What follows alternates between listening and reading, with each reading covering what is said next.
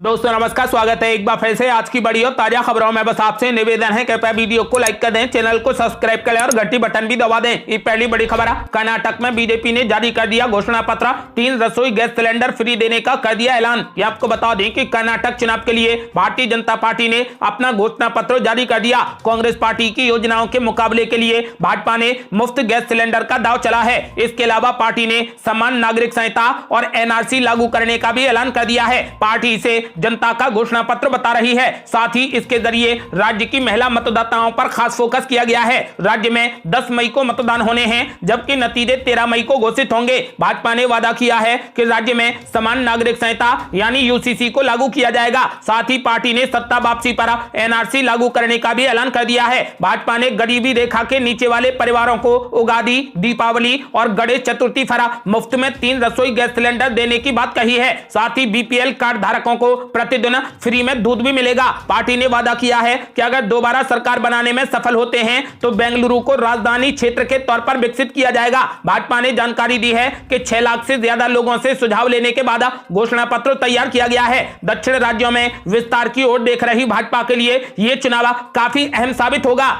अगली बड़ी खबर, कर्नाटक में जमकर गए मुख्यमंत्री हेमंत बिस्वा शर्मा। बोले कांग्रेस पार्टी अगले 100 सालों तक नहीं जीत पाएगी। ये आपको बता दें कि कर्नाटक में 10 मई को होने वाले विधानसभा चुनाव के लिए प्रचार जोर शोर से चल रहा है। सभी राजनीतिक पार्टियां अपने अपने स्टार प्रचारकों को उतारकर वोटरों को रिझाने में लगी हैं। इसी क्रम में असम के मुख्यमंत्री हेमंत बिस्वा शर्मा तुमकुरू पहुंचे और सभा को संबोधित किया। साथ ही उन्होंने कांग्रेस पार्टी पर जमकर हमला बोला। पत्रकारों से बात करते हुए उन्होंने कहा कि मुझे नहीं लगता कि कांग्रेस पार्टी कुछ कर सकती है। किसी को ख्याल भी नहीं रखना चाहिए कि कांग्रेस सत्ता में आएगी। कांग्रेस अगले 100 सालों तक नहीं जीत पाएगी। इसके अलावा मुख्यमंत्री हेमंत बिस्वा शर्मा ने कहा कि यह निर्वाचन क्षेत्र तुमकुरू कांग्रेस के भ्रष्टाचार और अक्षमता का प्रतीक है। आज 342 गांवों में से अधिकांश गांवों में पीने का पानी और सड़क नहीं है। हम इसे कर्नाटक के सबसे कुशल निर्वाचन क्षेत्र में बदलना चाहते हैं। इसीलिए हमने सर्वश्रेष्ठ उम्मीदवार को उतारा है, क्योंकि हम इस निर्वाचन क्षेत्र के महान लोगों की सेवा करना चाहते हैं। आपको बता दें कि मुख्यमंत्री हेमंत बिस्वा शर्मा ने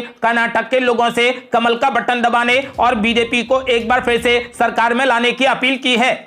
अगली बड़ी खबर, कांग्रेस पार्टी को हर हाल में जीतना होगा कर्नाटक का चुनाव। मल्लिकार्जुन खड़गे की साख और विपक्ष में कांग्रेस की धाक का सवाल। ये आपको बता दें कि कर्नाटक विधानसभा चुनाव का प्रचार अपने पूरे चरम पर है। कांग्रेस, भाजपा और जनता दल मतदाताओं का भरोसा जीतने के लिए हर मुमकिन कोशिश कर रहे हैं। भाजपा के सामने अपनी सरकार बरकरार रखने की चुनौती है, लेकिन कांग्रेस पार्टी के लिए यह चुनाव कई मायनों में बेहद अहम है। पार्टी हर हाल में अपनी जीत सुनिश्चित करना चाहती है। कर्नाटक विधानसभा चुनाव कांग्रेस पार्टी के लिए सिर्फ एक राज्य भर का नहीं है। कांग्रेस पार्टी के अध्यक्ष मल्लिकार्जुन खड़गे कर्नाटक से हैं। पार्टी को विधानसभा चुनाव में सियासी फायदा मिलने की पूरी उम्मीद है। कर्नाटक में चुनाव के दौरान दलित मतदाता काफी अहम भूमिका निभाते हैं, लेकिन पिछले कुछ मौकों पर वो कांग्रेस पार्टी से छिटक गए हैं। पिछले चुनाव में दलित मतदाताओं ने भाजपा पर भरोसा जताया। ऐसे में पार्टी को पूरा विश्वास है कि मल्लिकार्जुन खड़गे के जरिए दलित मतदाता चुनाव में एक बार फिर कांग्रेस पार्टी पर भरोसा जताएंगे। कर्नाटक दक्षिण भारत का प्रवेश द्वार माना जाता है। कर्नाटक में सरकार बनने के बाद भाजपा ने दक्षिण के दूसरे राज्यों में अपना प्रसार किया है। ऐसे में दक्षिण में भाजपा को रोकने के लिए कांग्रेस पार्टी को कर्नाटक में जीत हासिल करनी होगी। वहीं हार की स्थिति में पार्टी दक्षिण भारत में हंसिए पर चली जाएगी। इसीलिए कांग्रेस पार्टी के लिए यह चुनाव जीतना बेहद अहम माना जा रहा है। अगली बड़ी खबर, राहुल गांधी ने पीएम मोदी पर बोला जबरदस्त हमला। बोले ये चुनाव आपके लिए नहीं बल्कि कर्नाटक के लोगों के लिए है। ये आपको बता दें कि कांग्रेस नेता राहुल गांधी ने कर्नाटक चुनाव में पीएम नरेंद्र मोदी पर जमकर हमला बोला। प्रधानमंत्री नरेंद्र मोदी की ओर से कांग्रेस पार्टी पर 91 बार खुद को गालियां देने का आरोप लगाया गया था। इसे लेकर राहुल गांधी ने कहा कि चुनाव कर्नाटक का हो रहा है, लेकिन प्रधानमंत्री नरेंद्र मोदी सिर्फ अपने बारे में बात कर रहे हैं। तुमकुरू जिले में एक रैली को संबोधित करते हुए कांग्रेस नेता राहुल गांधी ने यह बात कही। उन्होंने कहा कि आप कर्नाटक में चुनाव प्रचार के लिए आए थे, लेकिन कर्नाटक की ही कोई बात नहीं की। इसके बजाय सिर्फ अपने बारे में ही बात करते रहे। राहुल गांधी ने कहा कि यह चुनाव आपके बारे में नहीं है, कर्नाटक और उसके लोगों के लिए हो रहा है। उन्होंने कहा कि यह इलेक्शन किसी एक शख्स पर नहीं हो रहा। नरेंद्र मोदी इस चुनाव का मुद्दा नहीं है। प्रधानमंत्री को इस बात को समझना चाहिए। राहुल गांधी ने कहा कि आपने कहा कि कांग्रेस पार्टी ने आपको 91 बार गालियां दी हैं, लेकिन आपने कर्नाटक के बारे में कोई बात नहीं की। राहुल गांधी ने इस इस दौरान कर्नाटक में भ्रष्टाचार का मुद्दा भी उठाया।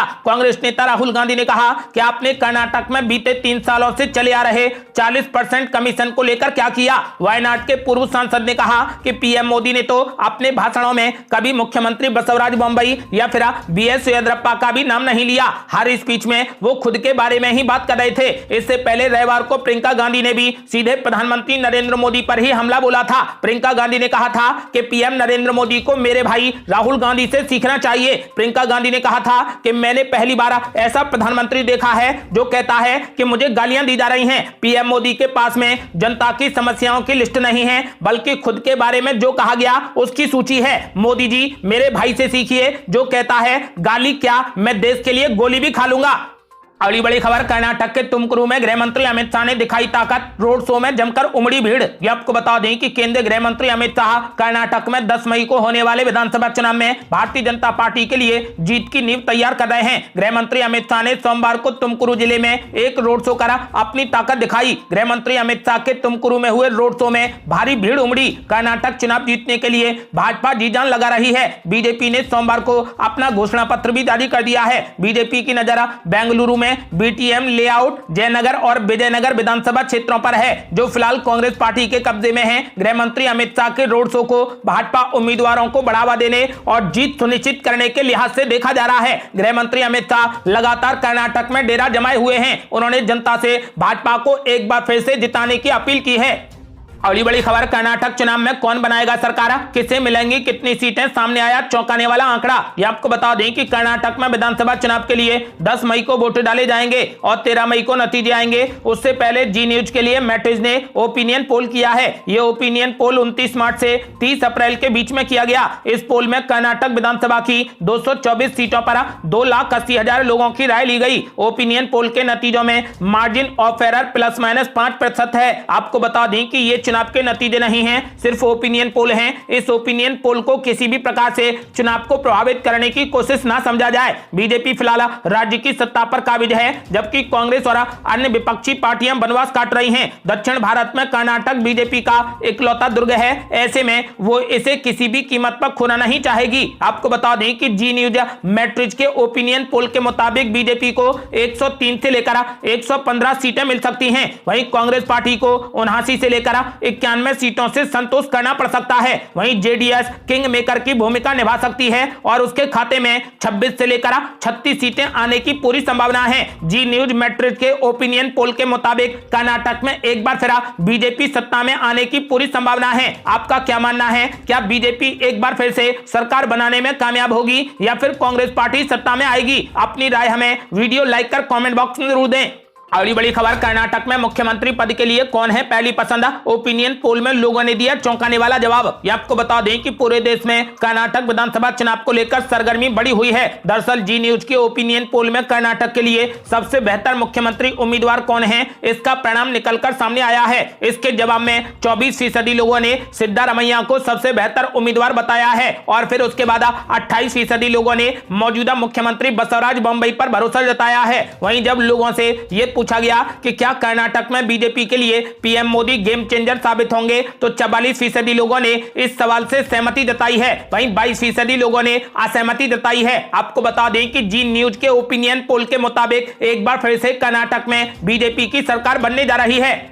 अगली बड़ी खबर, कर्नाटक चुनाव जीतने के लिए बीजेपी ने जनता से कर दिए बड़े वादे। 10,000 रुपए की एफडी, 3 रसोई गैस सिलेंडर बिल्कुल फ्री और रोजाना आधा किलो नंदिनी दूध देने का कर दिया बड़ा ऐलान। ये आपको बता दें कि बीजेपी ने कर्नाटक में अपना घोषणा पत्र जारी कर दिया है। इस समय कर्नाटक में चुनाव प्रचार जोरों पर है। बीजेपी ने अपने घोषणा पत्र में कई बड़े वादे कर दिए हैं। आपको बता दें कि बीजेपी ने समान नागरिक संहिता लागू करने के लिए एक उच्च स्तरीय समिति बनाने का ऐलान कर दिया है। बेघरों के लिए 10 लाख मकान तैयार किए जाएंगे। SC/ST घरों की महिलाओं के लिए 5 साल की 10,000 रुपए की एफडी दी जाएगी। सरकारी स्कूलों को विश्व स्तरीय मानदंडों के अनुसार अपग्रेड किया जाएगा। बीपीएल परिवारों को हर साल 3 रसोई गैस सिलेंडर बिल्कुल फ्री में दिए जाएंगे। नगर निगम के प्रत्येक वार्ड में किफायती गुणवत्ता वाला और स्वास्थ्य भोजन देने के लिए अटल आचार केंद्र खोला जाएगा। पोषण योजना के तहत बीपीएल परिवार को हर दिन आधा किलो नंदिनी दूध और हर महीने 5 किलो श्री अन्न श्री धन राशन किट मुहैया कराई जाएगी। आपको बता दें कि भाजपा ने चुनाव जीतने के लिए बड़े बड़े वादे कर दिए हैं। आपको बता दें कि भाजपा ने यह भी ऐलान कर दिया है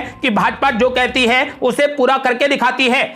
अगली बड़ी खबर, सत्यपाल मलिक ने विपक्षी राजनीति में कर दी लॉन्चिंग, बीजेपी को हराने का दे दिया बड़ा फार्मूला। ये आपको बता दें कि केंद्र सरकार पर आजकल जमकर बरस रहे सत्यपाल मलिक की विपक्षी खेमे में नई राजनीतिक पारी की शुरुआत हो गई है। मधु लिमये के जन्मशती समारोह में विपक्षी दलों के कई दिग्गज नेताओं की उपस्थिति में उन्होंने एक बार फिर केंद्र सरकार पर जमकर हमला बोला। सत्यपाल मलिक ने कहा कि 2024 का चुनाव भाजपा को सत्ता से हटाने का सबसे सटीक अवसर है। यदि ऐसा नहीं किया गया तो देश को बड़ी परेशानी का सामना करना पड़ सकता है। जम्मू कश्मीर के पूर्व राज्यपाल सत्यपाल मलिक ने इस कार्यक्रम के भाषण में कहा कि हमारे सिस्टम में जो भी बेहतर था उन सबको धीरे धीरे समाप्त किया जा रहा है। उन्होंने कहा कि किसी देश की संवैधानिक संस्थाएं उसकी प्राण होती हैं, उन्हीं के सहारे देश की व्यवस्थाओं को संचालित किया जाता है। उन्होंने आरोप लगाया कि देश की 70 साल की आजादी में जो भी संवैधानिक संस्थाएं बनाई गई थी उन सबको एक एक करके समाप्त किया जा रहा है। आरएसएस के एक नेता पर गंभीर आरोप लगाने के बाद लगातार सीबीआई से पूछताछ का सामना कर रहे सत्यपाल मलिक ने कहा कि अब तक यह माना जाता था कि इस देश के इतिहास में इमरजेंसी का समय सबसे बुरा काल था। उस दौर से गुजरने के बाद देश ने यह सीख ली कि इस तरीके का समय दोबारा नहीं आने दिया जाएगा, लेकिन इस समय का काल उस दौर से भी ज्यादा बुरा है। उन्होंने कहा कि इस दौर से जल्द बाहर निकलना ही देश हित में होगा। सत्यपाल मलिक ने विपक्ष में अपनी भूमिका को निभाने की शुरुआत कर दी है। कांग्रेस के संदीप दीक्षित, जेडीयू के केसी त्यागी, माकपा के सीताराम येचुरी, भाकपा के दीपांकर भट्टाचार्य और बसपा सांसद दानिश अली की उपस्थिति में सत्यपाल मलिक ने कहा कि भाजपा इस समय ऐसी तस्वीर पेश करने की कोशिश करती है जैसे कि उसे चुनाव में हराया ही नहीं जा सकता, लेकिन सच्चाई यह है कि एक बेहतर रणनीति के साथ में मैदान में उतरने पर भाजपा को आसानी से हराया जा सकता है। उन्होंने कहा कि सभी विपक्षी राजनीतिक दलों को इसके लिए गहराई से मंथन करना होगा और अपने कुछ राजनीतिक स्वार्थों से ऊपर उठना होगा। उन्होंने कहा कि आगामी लोकसभा चुनाव में हर लोकसभा क्षेत्र से विपक्ष का केवल एक ही उम्मीदवार खड़ा किया जाए। ये सीट पर जो भी विपक्षी पार्टी सबसे मजबूत है उसी का उम्मीदवार खड़ा होना चाहिए और उसे ही अवसर दिया जाना चाहिए। बाकी के लोग उसका सहयोग करें और उसके लिए प्रचार करें तो भाजपा के मजबूत उम्मीदवारों को बिल्कुल हराया जा सकता है। सत्यपाल मलिक ने कहा कि पूरा विपक्ष एकजुट होकर एक सीट पर एक ही उम्मीदवार खड़ा करे तब बीजेपी को हराना बेहद आसान है।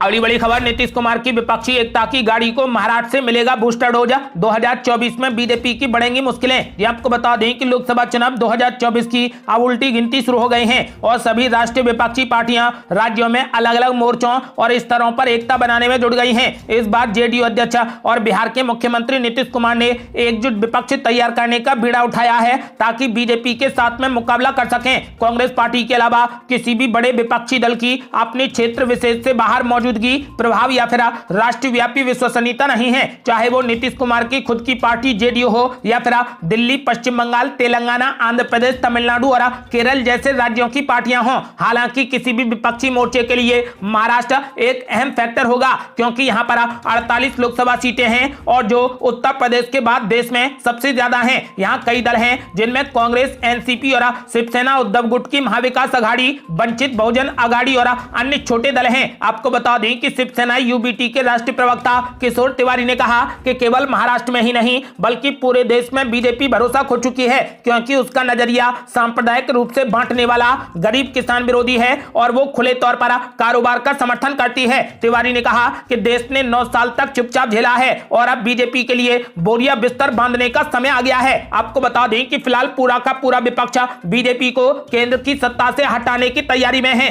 अगली बड़ी खबर, ब्रजभूषण सिंह का बड़ा ऐलान, बोले चाहे तो मुझे फांसी पर चढ़ा दो लेकिन कुश्ती की गतिविधियां नहीं रुकनी चाहिए। ये आपको बता दें कि बजरंग पुनिया, साक्षी मलिक और विनेश फोगाट सहित देश के चोटी के पहलवान जंतर मंतर पर धरने पर बैठे हैं। वे भारतीय कुश्ती महासंघ के अध्यक्ष ब्रजभूषण शरण सिंह पर कड़ी कार्रवाई की मांग कर रहे हैं जिनके खिलाफ उन्होंने महिला पहलवानों का यौन उत्पीड़न करने का आरोप लगाया है। इस बीच ब्रजभूषण शरण सिंह ने सोमवार को कहा कि देश के शीर्ष पहलवानों के विरोध प्रदर्शन के कारण पिछले 4 महीने से खेल की सभी गतिविधियां ठप हैं। डब्ल्यूएफआई प्रमुख ने कहा कि वो फांसी के लिए तैयार हैं लेकिन कुश्ती की गतिविधियां नहीं रुकनी चाहिए। अगली बड़ी खबर, पहलवानों के साथ खड़े हो गए किसान, चुनावी राज्यों में करेंगे घमासान, बता दिया 6 महीने का पूरा प्लान। ये आपको बता दें कि कुश्ती महासंघ के अध्यक्ष ब्रजभूषण शरण सिंह के खिलाफ धरने पर बैठे पहलवान पीछे हटने को तैयार नहीं। पहलवानों का कहना है कि ब्रजभूषण के इस्तीफे और गिरफ्तारी तक उनका आंदोलन जारी रहेगा। इस बीच किसानों ने भी पहलवानों के समर्थन का ऐलान कर दिया है। किसान संगठनों का प्रतिनिधित्व करने वाले संयुक्त किसान मोर्चा ने अब चुनावी राज्यों में भी आंदोलन करने की बात कही है। इन राज्यों में तेलंगाना, मध्य प्रदेश, राजस्थान, छत्तीसगढ़ शामिल हैं। इन सभी राज्यों में इसी साल के अंत तक चुनाव होने हैं। आपको बता दें कि मीडिया की रिपोर्ट के मुताबिक संयुक्त किसान मोर्चा के नेताओं ने ब्रजभूषण की तत्काल गिरफ्तारी की मांग की है। एसकेएम के संयोजक दर्शनपाल सिंह ने कहा कि हमारी मांग है कि बेटियों की गरिमा और इज्जत बचाने के लिए ब्रजभूषण सिंह को तत्काल गिरफ्तार किया जाए। यही नहीं, इन नेताओं का कहना है कि न्यूनतम समर्थन मूल्य की गारंटी, कर्ज माफी, किसानों को पेंशन, फसल बर्बादी पर बेहतर बीमा योजना के लिए हम अपना आंदोलन फिर से शुरू करेंगे।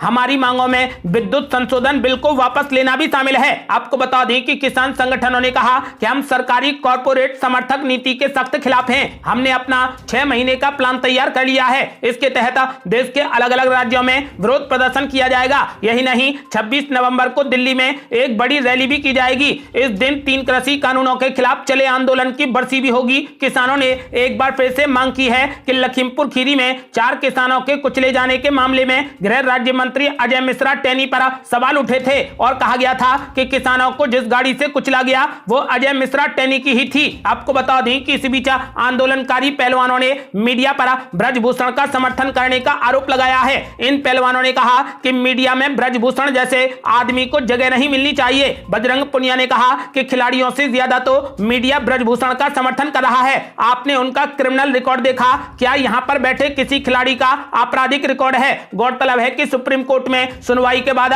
दिल्ली पुलिस ने ब्रजभूषण सिंह के खिलाफ 2 एफआईआर दर्ज कर दी हैं। अगली बड़ी खबर, ब्रजभूषण सिंह ने सबूतों के साथ किया बड़ा ऐलान, कहा बजरंग पुनिया और दीपेंद्र हुड्डा ने रची पूरी साजिश। ये आपको बता दें कि यौन उत्पीड़न के आरोपों और शीर्ष पहलवानों के एक वर्ग के विरोध का सामना कर रहे भारतीय कुश्ती महासंघ के प्रमुख ब्रजभूषण शरण सिंह ने आरोप लगाया कि कांग्रेस के नेता दीपेंद्र हुड्डा ने उनके खिलाफ बड़ी साजिश रची है। सिंह ने साथ ही सपा प्रमुख अखिलेश यादव की ये कहते हुए प्रशंसा की कि उन्होंने आंदोलनकारियों का समर्थन नहीं किया है। ब्रजभूषण सिंह, जो एक भाजपा सांसद भी हैं, ने आरोप लगाया कि टोक्यो ओलंपिक के कांस्य पदक विजेता पहलवान बजरंग पुनिया भी उनके खिलाफ साजिश में शामिल थे। पहलवानों ने उनके खिलाफ यौन उत्पीड़न के आरोप लगाए हैं और उन्हें गिरफ्तार करने के साथ साथ भारतीय कुश्ती महासंघ से बाहर करने की मांग की है। कांग्रेस और आम आदमी पार्टी सहित विभिन्न राजनीतिक दलों ने पहलवानों को अपना समर्थन दिया है। उधर ब्रजभूषण सिंह ने अभी तक अपने पद से इस्तीफा देने से इनकार कर दिया है। उन्होंने खुद को बेकसूर बताते हुए कहा कि अगर वे इल्जामों के साथ में अपना पद छोड़ देते हैं तो ऐसा मान लिया जाएगा कि वे दोषी हैं। उन्होंने ये भी कहा कि अगर वे मेरे इस्तीफे के बाद वापस जाते हैं और शांति से सोते हैं तो मैं ऐसा करने के लिए तैयार हूं। उन्होंने अपने आवास पर पत्रकारों से बातचीत करते हुए ब्रजभूषण सिंह ने आरोप लगाया कि यह पूरी साजिश कांग्रेस नेता दीपेंद्र हुड्डा और पहलवान बजरंग पुनिया ने रची थी। इसे साबित करने के लिए हमारे पास एक ऑडियो क्लिप भी है जो मैंने दिल्ली पुलिस को सौंप दी है। अगली बड़ी खबर, बागेश्वर वाले धीरेन्द्र कृष्ण शास्त्री ने 50 परिवारों की करवाई घर वापसी, बोले हिंदुओं को टूटने नहीं दूंगा। ये आपको बता दें कि बागेश्वर धाम के पीठाधीश्वर धीरेन्द्र कृष्ण शास्त्री ने फरवरी के महीने में 200 से ज्यादा लोगों की घर वापसी करवाई थी। मध्य प्रदेश के सागर में कथा के दौरान उन्होंने एक बार फिर 50 परिवारों के लोगों की हिंदू धर्म में वापसी करवाई है। 24 अप्रैल से सागर के बहेरिया में उनकी रामकथा चल रही थी। 30 अप्रैल को कथा का समापन हुआ और इस दौरान पंडाल में वे लोग भी मौजूद थे जिन्होंने ईसाई धर्म छोड़कर फिर से हिंदू धर्म स्वीकार किया था। कथा के दौरान धीरेन्द्र कृष्ण शास्त्री ने कई लोगों को अपने विचार रखने का भी मौका दिया। आपको बता दें कि धीरेन्द्र कृष्ण शास्त्री ने एक बार फिर 50 परिवारों की घर वापसी करवाई है। उन्होंने ऐलान कर दिया है कि मैं हिंदुओं को टूटने नहीं दूंगा। ये थी अब तक की बेहद बड़ी खबरें। आपका क्या मानना है? क्या कर्नाटक में इस बार कांग्रेस पार्टी अपनी सरकार बनाने में कामयाब होगी? अपनी राय हमें वीडियो लाइक कर कमेंट बॉक्स में जरूर दें। ऐसी ही ताजा और न्यू अपडेट जानने के लिए हमारे चैनल को लाल बटन दबाकर सब्सक्राइब करें और घंटी बटन भी दबा दें। जल्दी मिलते हैं बड़ी अपडेट के साथ। तब तक के लिए जय हिंद, जय भारत।